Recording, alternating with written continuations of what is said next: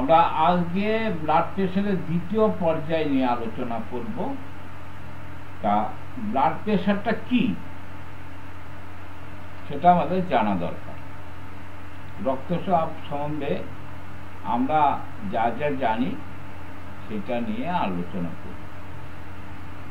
রক্তচাপটা কি? হৃৎপিণ্ড আমাদের ব্লাড সার্কুলেশনের জন্য হৃৎপিণ্ড দরকার, অর্থাৎ আমাদের যে হার্টকে বলা হয় একটা পাম্পিং স্টেশন।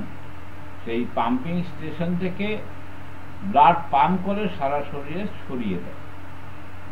হৃৎপিণ্ড যেহেতু সারা শরীরে রক্ত পৌঁছে দেয়, তাই সেই একসঙ্গে অক্সিজেন এবং শক্তির যোগানও দেয়। হৃৎপিণ্ড সারা শরীরে কেন রক্ত ছড়িয়ে দেয়? তাতে কি লাভ হয় না, রক্তের মাধ্যমে আমাদের সারা শরীরের সেল টিস্যুগুলো তাতে অক্সিজেন যোগান দেয় রক্তের মাধ্যমে। আর কি, আর যে এনার্জি, সেই এনার্জিটাও কিন্তু রক্তের মাধ্যমে আমাদের সারা শরীরে পৌঁছায়। এর ফলে কি হচ্ছে, রক্ত যখন পৌঁছায়, কোথা দিয়ে পৌঁছায়? রক্ত তার ব্লাড ভেসেলের মাধ্যমে, যে রক্ত বিভিন্ন শিরা, উপশিরা, লসিকা, জালি, এইগুলোর মাধ্যমে রক্ত দেহে সমস্ত জায়গায় পৌঁছে যায়।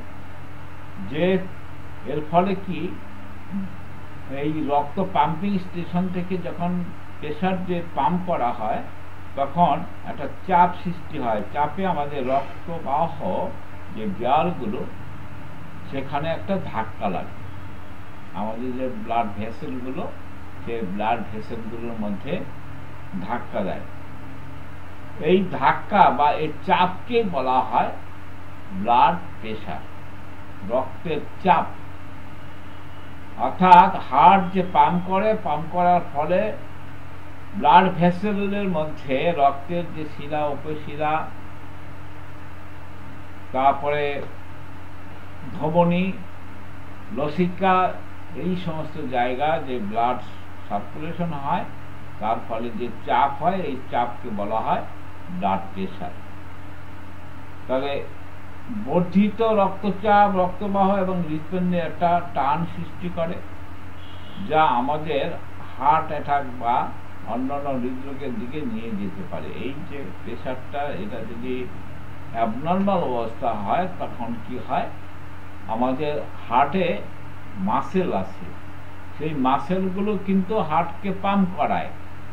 সেই মাসেল যদি তার পাম্প করতে প্রেশার পড়ে, বেশি চাপ সৃষ্টি হয়, তাহলে আস্তে আস্তে সে দুর্বল হয়ে যায়, তখন আর ভালো পাম্প করতে পারে না।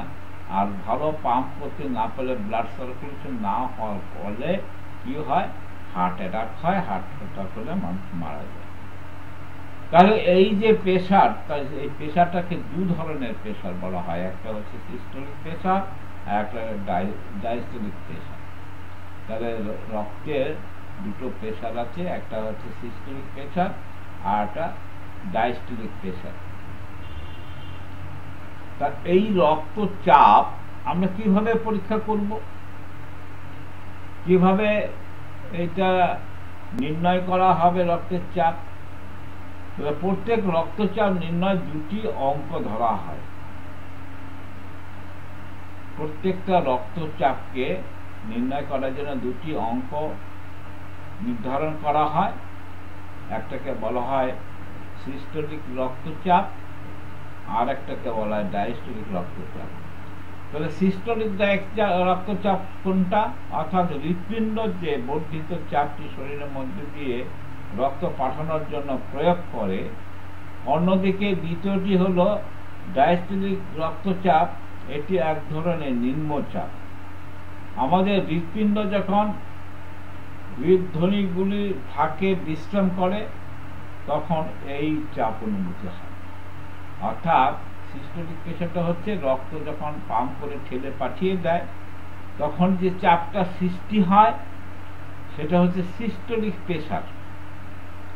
আর একটাকে বলা হয় ডায়াস্টোলিক প্রেশার, অর্থাৎ যে সময় হৃৎপিণ্ড বিশ্রাম নেয় তখনই একটা চাপ সৃষ্টি হয়, তার নাম হচ্ছে ডায়াস্টোলিক প্রেসার। যারা প্রেসার মেপেছেন তারা লক্ষ্য করবেন কিভাবে প্রেসার মাপা হয়। তা আমাদের 3 ধরনের যন্ত্র আছে প্রেসার মাপার, একটা মার্কারি, একটা ঘড়ির কাঁটা, একটা ডিজিটাল। আমি ডিজিটাল নিয়ে আলোচনা করব না, আমি ঘড়ির কাঁটা এবং মার্কারি এই দুটো যন্ত্র নিয়ে আলোচনা করি। প্রথম হচ্ছে দুটো যন্ত্রে একই সিস্টেম, সেটা হচ্ছে আমাদের রেডিয়াল আর্টারিটাকে বন্ধ করে দিতে হয়। একটা প্রেসার দিয়ে রেডিয়াল আর্টারিটাকে বন্ধ করে দিতে হয়। কীভাবে রেডিয়াল আর্টারিটা আমরা বন্ধ করব? সেটা হচ্ছে আমাদের বাহুতে একরকম ফিতে জাতীয় জিনিস লাগানো হয়, লাগিয়ে কি করা হয়, সেখানে পাম্প করার একটা মেশিন আছে, সেটাকে দিয়ে ব্লোয়িং করে করে ওটাকে পাম্প করে ভিতরে হাওয়া ঢুকিয়ে দিতে হয়। ওই যে ফিতের জাতীয় যে যন্ত্রটা আছে, যে বস্তুটা আছে, ওটাকে হাওয়া দিয়ে দিয়ে এমনভাবে ফুলিয়ে দেওয়া হয় যে যার ফলে আমাদের হাতের যে রেডিয়াল আর্টারিটা আছে ওটা ব্লক হয়ে যায়। ব্লক হয়ে গেলে কি হয়? ব্লক হয়ে গেলে ব্লাড সার্কুলেশনটা বন্ধ হয়ে গেল। এবার যখন ওইটাকে বন্ধ করে দিচ্ছি তখন কিন্তু আমার ওই মার্কারি বা ঘড়ির কাঁটা যে রিডিংটা সর্বোচ্চ উপরে উঠে যায়। এবার নিয়মটা হচ্ছে সেখান থেকে আমরা যখন আস্তে আস্তে হাওয়া ছেড়ে দিয়ে, আমরা যখন আস্তে আস্তে যখন হাওয়া ছাড়ি, তখন একটা সময় এসে তখন প্রথম যে রক্তগুলো আমার আটকে ছিল, ওই রেডিয়াল আর্টারির যে রক্তগুলো, সেটা প্রথমে তার প্রবেশ পথ খোলা পেয়ে তখন পাস হওয়া শুরু করে। প্রথম যখন পাস হলো, আর আমরা তখন কি করি, রেডিয়াল আর্টারির উপরে আমরা আমাদের স্টেথোস্কোপটা বসিয়ে রাখি। বসিয়ে রেখে যখন ওই হাওয়াটা প্রথম স্টার্ট হাওয়াটা খোলা পেয়ে যখন প্রথম ব্লাড সার্কুলেশনটা শুরু হলো, তখন ডিপ ডিপ করে একটা শব্দ হলো, অর্থাৎ ব্লাড সার্কুলেশনটা স্টার্ট হয়ে গেছে। তাহলে এই যে প্রথম যে সাউন্ডটা যেখানে রিডিং দিল, এই জায়গাটা হচ্ছে আমার সিস্টোলিক প্রেসার, অর্থাৎ এই প্রেসারটা হচ্ছে হার্টের প্রথম প্রেসার। তারপরে এটা ডিপ ডিপ করতে করতে যখন ওই হাওয়াটা আস্তে আস্তে ছেড়ে দিচ্ছি, তখন একটা সময় গিয়ে দেখা গেল এটা থেমে গেল। যেখানে থামলো তার হার্ট তখন তার বিশ্রামে আছে, তখন যে প্রেসারটা, যে সাউন্ডটা পাওয়া গেল, যে রিডিংটা পাওয়া গেল, সেটা হলো ডায়াস্টোলিক প্রেসার। তাহলে আমরা এবার বুঝলাম যে হার্টের প্রথম বিটের সময় যে প্রেসারটা পড়ে সেটা হচ্ছে সিস্টোলিক প্রেসার, আর হার্ট যখন বিশ্রাম নেয় তখন তাকে বলা হয় ডায়াস্টোলিক প্রেসার। এবার হচ্ছে স্বাভাবিক রক্তচাপ কত থাকা উচিত। স্বাভাবিক রক্তচাপ আমরা পালক স্তম্ভ দিয়ে যদি মাপি, তাহলে পালস্তম্ভে মিলিমিটারের এককে রক্তচাপ পরিমাণ করা হয়। সাধারণত নর্মাল অবস্থাটা হচ্ছে 120, অর্থাৎ সিস্টোলিক প্রেসার হবে 120 আর ডায়াস্টোলিক প্রেসার হবে 80। এইটা যাদের যাদের আছে, যদিও কিছুটা ওজন আর বয়সের উপরে ভ্যারি করে, খুব রেয়ার, নেগলিজেবল এটা, কিন্তু সাধারণ অবস্থায় 120 আর 80 যদি হয়, এটা হচ্ছে স্বাভাবিক রক্তচাপ। এর চেয়ে কম রক্তচাপকে স্বাভাবিক বলা হয় যেখানে 120 সিস্টোলিক এবং 80 ডায়াস্টোলিক রক্তচাপ। তা এবার হচ্ছে এই যে কিভাবে এই রক্তচাপটা আমরা দেখব বা বুঝব, সেটা হচ্ছে যদি আপনার রক্তচাপ 90 থেকে 60, যদি কোনো পেশেন্টের রক্তচাপ সিস্টোলিক প্রেসার যদি 90-এর কম, ডায়াস্টোলিক প্রেসার যদি 60-এর কম হয়, তখন তাকে আমরা বলবো লো ব্লাড প্রেশার। আর হাই ব্লাড প্রেশার কাকে বলবো? হাই ব্লাড প্রেশার বলবো 120 উপরে যখনই যাবে সিস্টোলিক প্রেশার, আর ডায়াস্টোলিক প্রেশার 180 উপরে যখন যাবে তখন আমরা বলবো সেটা হাই ব্লাড প্রেশার। আর যদি 90-এর নিচে হয় সিস্টোলিক, আর ডায়াস্টোলিক যদি 60-এর নিচে হয় তাহলে হবে লো ব্লাড প্রেশার। আর যদি এটি 90-60-এর বেশি, 120-80 কম থাকে তাহলে রক্তচাপ স্বাভাবিক বা আদর্শ রক্তচাপ বলে আমরা মনে করব। তাহলে আদর্শ রক্তচাপটা কোনটা হবে? আদর্শ রক্তচাপটা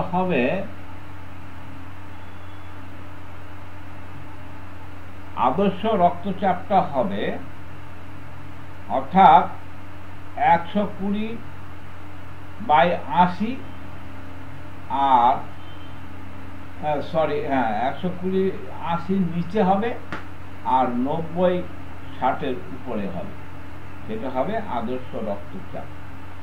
যদি আপনার রক্তচাপ 120-এর বেশি ও 140-এর কম হয়, সেটাকে স্বাভাবিক থেকে একটু বেশি বলে ধরা হয়, এবং ডায়াস্টোলিক প্রেশার 80-র বেশি এবং 90-এর কম হলে এটা স্বাভাবিকের থেকে একটু বেশি মনে করা হবে না। এইটা খুব বিপজ্জনক নয়।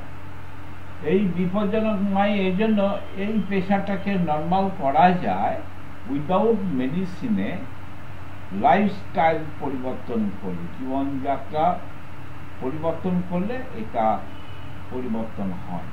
আমরা শুরুটাই করেছিলাম যে লাইফস্টাইল ডিজিজ। তা আমরা প্রেশারকে, ব্লাড প্রেশারকে কিন্তু বলি লাইফস্টাইল ডিজিজ। এই লাইফস্টাইল ডিজিজ কিন্তু অনেক সময় লাইফস্টাইল পরিবর্তন করে কিন্তু লাইফস্টাইল ডিজিজ থেকে অব্যাহতি পাওয়া যায়। এবার হচ্ছে হাই ব্লাড প্রেশার আমরা কাকে বলবো? হাই ব্লাড প্রেশার যখন আপনার রক্তচাপ ধারাবাহিকভাবে বেশি থাকে তখন তাকে উচ্চ রক্তচাপ বলে। কন্টিনিউ যদি আপনার রক্তচাপ বেশি থাকে তাকে বলা হয় উচ্চ রক্তচাপ। রক্তচাপের যে কোনো একটি বা দুটি নির্ণয় ক্রমাগত 130/80 এর বেশি থাকলে, অথবা রক্তচাপ পরিমাণের নির্ণয় 140/90 দেখা গেলে এমন একটি অবস্থা তৈরি হয়। এই অবস্থা আপনার হৃৎপিণ্ডের উপর বাড়তি চাপ পড়ে। এই বাড়তি চাপ পড়ার ফলে আপনার হার্ট অ্যাটাক হওয়ার সম্ভাবনা থাকে, তা যেটাকে আমরা স্ট্রোক বলি। এই স্ট্রোক হওয়ার বা হার্ট ফেলিওর হওয়ার একটা সম্ভাবনা থাকে। আর এই রক্তচাপটা যদি বেশি হয় তাহলে কিডনি গোলযোগ বা কিডনি ফেলিওর হওয়ার একটা সম্ভাবনা থাকে। সেটা একটা সংকটজনক অবস্থা এবং শারীরিক সমস্যার সৃষ্টি করে। উচ্চ রক্তচাপের সময় সেরকম কোনো বাইরে থেকে দেখে বোঝা যায় না। আমরা অনেক কিছু তার শারীরিক অবস্থা দেখে অনেক সময় অনেক কিছু বুঝতে পারি। যেমন ধরুন জ্বর হলে আমরা বুঝতে পারি যে আমার জ্বর হচ্ছে, কিন্তু এই ব্লাড প্রেশার কিন্তু আগে থেকে কিছু বোঝা যায় না। তার শারীরিক অবস্থা দেখে কিছু বোঝা যায় না। তার একমাত্র বোঝার উপায় হচ্ছে প্রেশার চেক করা। তা আর এটা বোঝার জন্য অন্য কোনো লক্ষণও নেই, সেরকম কোনো লক্ষণ নেই।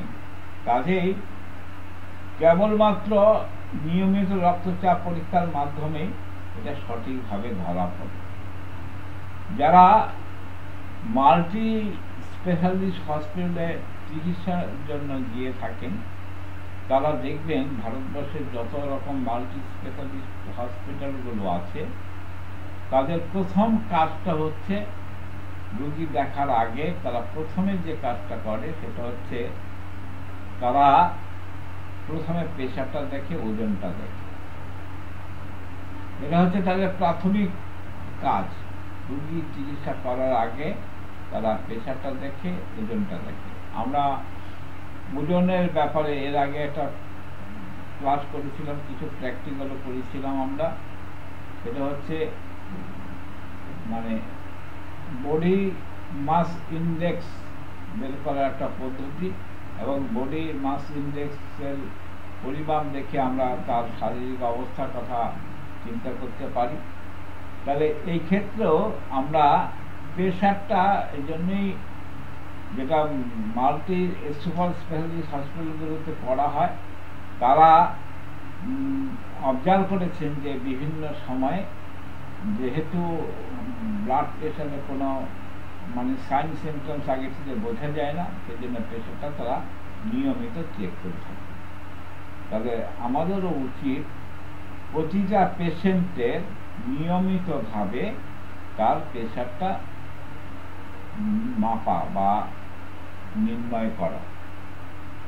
এবার হচ্ছে এই যে বর্ধিত প্রেশার, এর ফলে কি হয়? বর্ধিত রক্তচাপকে আপনি কিভাবে ব্যাখ্যা করবেন? এই বর্ধিত রক্তচাপ, এটা কিভাবে আপনি ব্যাখ্যা করবেন? আপনার রক্তচাপ যে অবস্থা স্বাভাবিক চেয়ে সামান্য বেশি থাকে, তাকে বর্ধিত রক্তচাপ ব্যাখ্যা করা হয়। এই অবস্থা সিস্টোলিক রক্তচাপ 120 থেকে 130। আমরা আদর্শ বলেছিলাম 120, 130 হলে খুব বিপজ্জনক কিছু নয়। তবে 120 আর 130-এর মধ্যে যদি সিস্টোলিক প্রেশার থাকে এবং ডায়াস্টোলিক প্রেশার 80 থেকে এটা তার নিচে যদি থাকে খুব ভালো। উচ্চ রক্তচাপ এবং বর্ধিত রক্তচাপ দুই আপনাকে হার্ট অ্যাটাক, স্ট্রোক এবং হার্ট ফেলিওর আংশিকভাবে নিয়ে যেতে পারে, এবং স্বাস্থ্যকর জীবনযাত্রা মেনে চলার অভ্যাস আপনার বর্ধিত রক্তচাপকে নিয়ন্ত্রণ করতে পারে। তাহলে আমরা বিশেষ করে 120/80 সিস্টোলিক প্রেশার থেকে 130-এর নিচে যদি থাকে, তাকে আমরা কিন্তু ওষুধ না দিয়েও পারি। তাকে লাইফস্টাইল পরিবর্তন করে আমরা তার সম্পূর্ণ আরোগ্য করতে পারি। স্বাস্থ্যকর জীবনযাত্রার মাধ্যমে রক্তচাপকে স্বাভাবিক সীমার মধ্যে বেঁধে রাখা যায়, সেটা হবে খুব গুরুত্বপূর্ণ, যা এমনকি হাইপার টেনশনের সূত্রপাতও থামিয়ে দিতে পারে। আমরা মানে 130 পর্যন্ত যদি সিস্টোলিক প্রেশার হয়, আমরা হাইপার টেনশন রোগী বলবো না। আর এটা একটা টেন্ডেন্সি, হাইপার টেনশনের দিকে যাওয়ার একটা টেন্ডেন্সি। এই টেন্ডেন্সিটাকে আমরা কিন্তু লাইফস্টাইল পরিবর্তন করে এটাকে আমরা আরোগ্যের পথে নিয়ে যেতে পারি। অনেকে নেগলেক্ট করে, প্রেশার থাকলে অনেক সময় ওষুধ ঠিক মতো খেতে চায় না, তার লাইফস্টাইল পরিবর্তন করতে চায় না, কিন্তু এটা একটা বিপজ্জনক। আমরা জানি যে আমাদের দেহে কিছু মানে নীরব ঘাতক রোগ আছে, তার মধ্যে একটা ডায়াবেটিস, একটা হচ্ছে হার্ট রোগ, হাইপার টেনশন। এই সমস্যাগুলো একটু নীরব ঘাতক। এর আগে থেকে কোনো সিগন্যাল দেয় না, কিন্তু আপনার হঠাৎ করে কিছু বিপদ ঘটিয়ে দেয়। তাহলে উচ্চ রক্তচাপ, হাই প্রেশার, ব্লাড প্রেশার বা হাইপার টেনশন হলে আমরা কি করব? নিয়মিত রক্তচাপ পরীক্ষা করতে হবে। তাহলে হাইপার টেনশন রোগীর ক্ষেত্রে মানে ধারাবাহিকভাবে তার ব্লাড প্রেশার চেক করতে হবে। উচ্চ রক্তচাপ প্রায় একটি স্থায়ী রোগ হিসাবে বিবেচিত হয়। এর জন্য চিকিৎসা এবং প্রতিরোধ দুটোই জরুরি। চিকিৎসাও যেমন দরকার, প্রতিরোধও দরকার। প্রিভেন্টিভ মেডিসিন যেটা আমরা বলি, প্রিভেন্টিভ ইজ বেটার দেন কিউর। আমরা একটা মানে কি বলবো, শ্লোক আছে যে প্রিভেনশন ইজ বেটার দেন কিউর। তবে প্রিভেনশনের দিকে নজর দিতে হবে, চিকিৎসার জন্য নজর দিতে হবে। তা না হলে এর জটিলতা এমনকি তার মৃত্যু পর্যন্ত হতে পারে। উচ্চ রক্তচাপ কি আসলে কোনো জটিল ব্যাধি? যদি প্রশ্ন করা হয় যে হাইপার টেনশন বা হাই ব্লাড প্রেশার, উচ্চ রক্তচাপ কি আসলে কোনো জটিল ব্যাধি? এই রোগ ভয়ঙ্কর পরিণতি ডেকে আনতে পারে। আসলে একটা জটিল ব্যাধি, এটা একটা ভয়ঙ্কর পরিণতি ডেকে আনতে পারে। অনেক সময় উচ্চ রক্তচাপে কোনো প্রাথমিক লক্ষণ দেখা যায় না ঠিকই, কিন্তু এই রোগ ভয়ঙ্কর পরিণতি ডেকে আনে। এই উচ্চ রক্তচাপের সবচেয়ে ভীতিকর দিক হচ্ছে, যদি অনেক সময় রোগীর বেলায় কোনো লক্ষণ থাকে না, তবু নীরবে উচ্চ রক্তচাপ শরীরের বিভিন্ন অঙ্গকে ক্ষতিগ্রস্ত করে তোলে। শুধু তাই না, একটা অঙ্গ নয়, অনেক আমাদের যে অর্গান সিস্টেম যেগুলো আছে তার অনেকগুলো ডিসঅর্ডার করতে পারে। এর জন্য এই রোগীকে নীরব ঘাতক বলা হয়। অনিয়মিত চিকিৎসাহীন উচ্চ রক্তচাপ থেকে মারাত্মক জটিলতা সৃষ্টি হতে পারে। তাহলে কি সেই জটিলতা? কি কি জটিলতা হতে পারে? 1 নম্বর হচ্ছে রক্তচাপ নিয়ন্ত্রণ না থাকলে শরীরের গুরুত্বপূর্ণ 4টি অঙ্গ, আমাদের যে ভাইটাল কয়টা অঙ্গ আছে তার মধ্যে 4টি অঙ্গ মারাত্মক ধরনের জটিলতা হতে পারে। যেমন কোন কোন অঙ্গ জটিল হতে পারে হাইপার টেনশনকে যদি আমরা নিয়ন্ত্রণে না রাখি? তাহলে 1 নম্বর হচ্ছে হার্ট, হৃৎপিণ্ড মারাত্মক রকম ক্ষতি হতে পারে। 2 নম্বর ভাইটাল অর্গান হচ্ছে কিডনি হচ্ছে, তার কাজ হচ্ছে আমার দেহের সমস্ত বিষাক্ত বর্জ্য পদার্থগুলোকে ছেঁকে বের করে দেওয়া। অর্থাৎ আমার যে টক্সিন, শরীরের যে সমস্ত টক্সিনগুলো তৈরি হয়, সেই টক্সিনগুলো ছেঁকে দিয়ে সে কিডনি একটা ছাঁকুনির কাজ করে সেটা বের করে দেয়। তাহলে কিডনি ডিসঅর্ডার হতে পারে। পেশাবের সঙ্গে কিডনির কিন্তু একটা মারাত্মক সম্পর্ক হয়ে গেছে। তারপরে হচ্ছে আর কি, ব্রেন। তাহলে আমরা যতগুলো ভাইটাল অর্গান দেখছি প্রায় সবগুলোর উপরে এফেক্ট হয়, ব্রেনে এফেক্ট হয়। আর কিসে এফেক্ট হয়? আর হচ্ছে চোখ। তাহলে এই 4টি অর্গান, ভাইটাল অর্গান, যেটা হচ্ছে heart, kidney, brain and I, এই 4টে ভাইটাল অর্গান এফেক্ট হতে পারে যদি আমরা ব্লাড প্রেশার নিয়ন্ত্রণে না রাখি। অনিয়মিত উচ্চ রক্তচাপ থেকে হৃৎপিণ্ডের মাংসপেশি দুর্বল হয়ে যেতে পারে। অনিয়ন্ত্রিত রক্তচাপ, ব্লাড প্রেশার কি করে? আমাদের যে হার্ট আছে, সেই হার্টের যে মাসেল, যেটা পাম্পিং স্টেশন বলি আমরা যে যন্ত্রটাকে, সেই পাম্পিং স্টেশন যে অপারেট করে সেটা একটা কার্ডিয়াক মাসেল। তার কার্ডিয়াক মাসেলের উপরে যদি বেশি প্রেশার পড়ে তাহলে হচ্ছে কি, সেটা আস্তে আস্তে দুর্বল হয়ে যায়, সে ঠিক মতো পাম্প করতে পারবে না। আর পাম্প যদি সে ঠিক মতো না করতে পারে তাহলে কি হয়, অকেজো হয়ে যাবে, আর পাম্পিং স্টেশন আর কাজ করবে না, ব্লাড সার্কুলেশন আর হবে না, ফলে সারা দেহে অক্সিজেন পৌঁছাবে না, যার ফলে একটা সময় তার হার্ট ব্লক হয়ে বা কোলাপস মেরে গিয়ে সে হার্ট ফেল করে সে মারা যেতে পারে।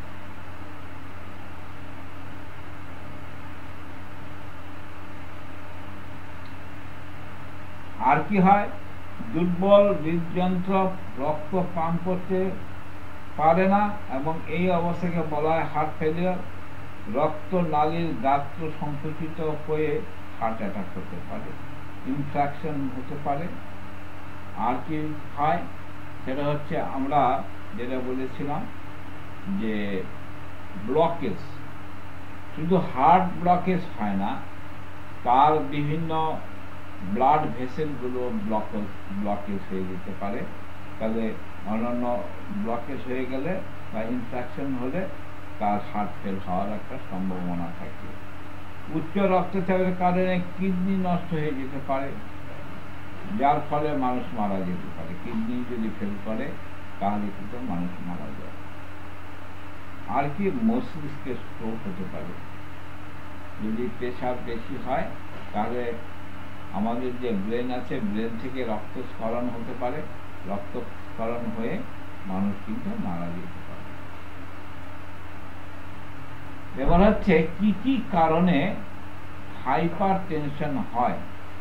হাইপার টেনশন কথা মানে হচ্ছে হাই ব্লাড প্রেশার। তাই হাই ব্লাড প্রেশার কি কি কারণে হয়, কেন হয়, তার আগে আমাদের জানতে হবে হাই ব্লাড প্রেশার কিন্তু দুই ধরনের। একটা হচ্ছে প্রাইমারি এসেনশিয়াল, এক ধরনের রোগ, তাকে বলা হয় প্রাইমারি এসেনশিয়াল। সেটা হচ্ছে প্রায় 90% রোগীর ক্ষেত্রে উচ্চ রক্তচাপের কোনো নির্দিষ্ট কারণ জানা যায় না। যত হাইপার টেনশনের রোগী আছে তার মধ্যে 90% রোগীর ক্ষেত্রে কোনো সঠিক কারণ খুঁজে পাওয়া যায় না। এটাকে বলা হয় প্রাইমারি এসেনশিয়াল ডিসঅর্ডার বা রক্তচাপ। আর একটা আছে সেকেন্ডারি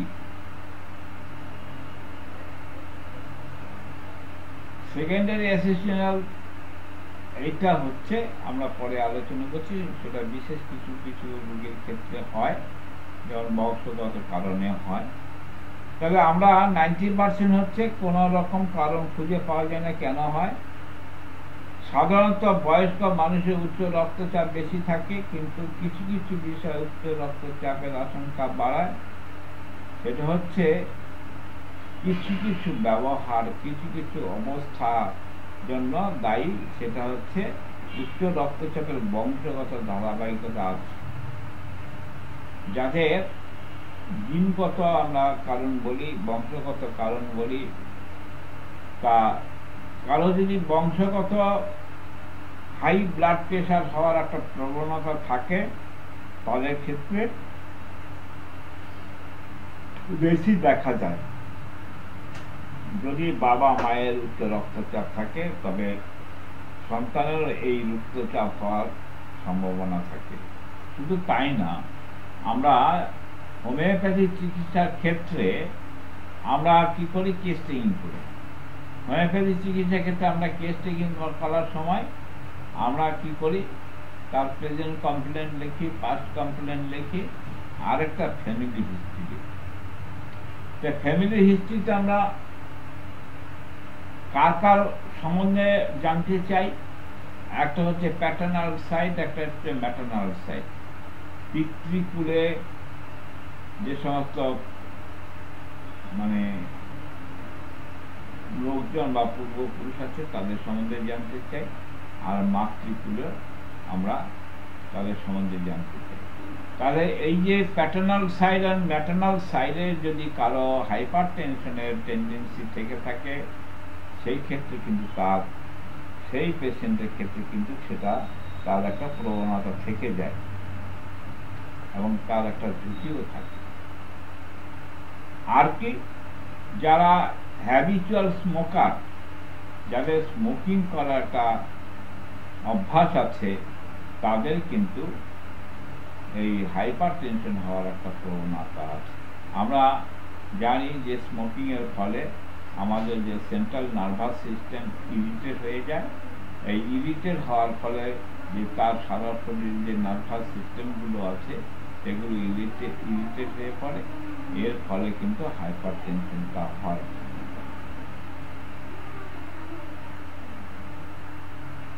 আর এই যে আমাদের স্মোকিং এর ফলে যে জিনিসটা হচ্ছে, তার আমাদের ভেন, তারপরে আর্টারি, এই আর্টারিগুলোর উপরে প্রভাব পড়ে এবং সেই আর্টারিগুলো অনেক সময় ন্যারো হয়ে যায়। তার ফলে ব্লাড সার্কুলেশনে একটা প্রেশার পড়ে, যার জন্য তার হাইপার টেনশন হওয়ার একটা প্রবণতা থাকে। আর একটা কারণ হচ্ছে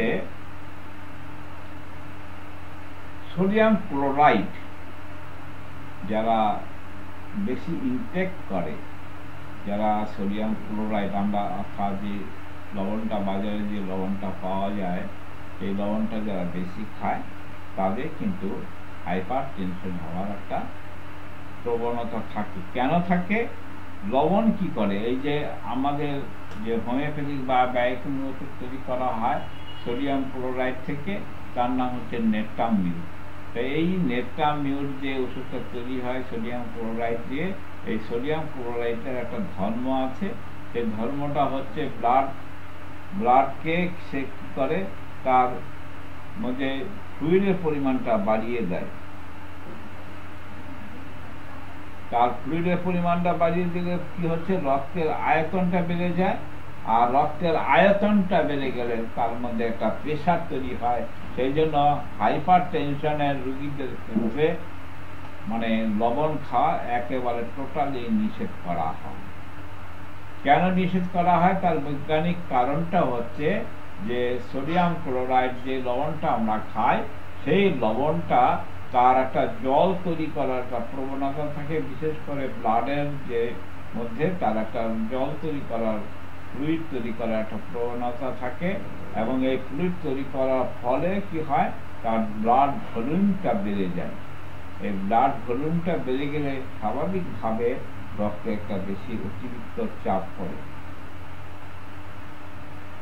আর কি, আর হচ্ছে যারা অলস জীবন যাপন করে তাদের ক্ষেত্রে কিন্তু একটা রিস্ক ফ্যাক্টর রয়েছে। যথেষ্ট পরিমাণ ব্যায়াম, শারীরিক পরিশ্রম যারা করে না, তাদের ওজন বেড়ে যায়। এই ওজন বেড়ে যাওয়ার ফলে কিন্তু হার্ট অ্যাটাক হওয়ার একটা সম্ভাবনা থাকে। আর কি, অস্বাস্থ্যকর খাদ্যাভ্যাস, আনহাইজেনিক ফুড। আজকাল প্রচন্ড পরিমাণে একটা টেন্ডেন্সি লক্ষ্য করা গেছে, সেটা হচ্ছে বিকেলবেলা হলেই, বিশেষ করে শহর অঞ্চলে, আমি আজকাল আবার দেখতে পাচ্ছি গ্রামেও কিছু হচ্ছে, প্রচুর পরিমাণে রাস্তার মোড়ে মোড়ে ফাস্ট ফুড দোকান আছে। এই ফাস্ট ফুড হচ্ছে মানে লাইফস্টাইল ডিজিজ সৃষ্টি করার একটা কারখানা। দেখবেন যে আজকাল অল্প বয়সের ছেলেমেয়েরা মুটিয়ে যাচ্ছে। অল্প বয়সের ছেলেমেয়েরা মুটিয়ে যাচ্ছে, তার কারণটা হচ্ছে, তার মূল কারণ হচ্ছে ফাস্ট ফুড। এই ফাস্ট ফুডের ফলে হচ্ছে কি, যারা বেশি বেশি ফাস্ট ফুড খায় তাদের কিন্তু হাইপার টেনশন হওয়ার একটা বিশাল প্রবণতা থেকে যায়।